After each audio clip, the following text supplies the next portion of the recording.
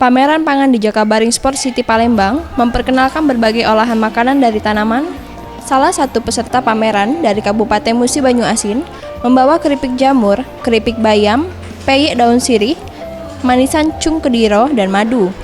Ketika disinggung mengenai omset selama pameran yang dilaksanakan, selama 3 hari mulai 17 hingga 20 Oktober 2015, Evi mengaku dalam 1 hari mencapai 1 juta rupiah.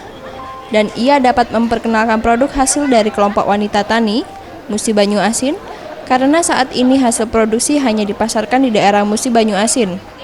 Harapan kita ke depan, mudah-mudahan semua ibu-ibu rumah tangga dengan melihat ini ya, berpikir bahwa kita jangan sampai semua kebutuhan sehari-hari semuanya kita beli, jadi kita kalau bisa kita ambil dari lingkungan kita sendiri.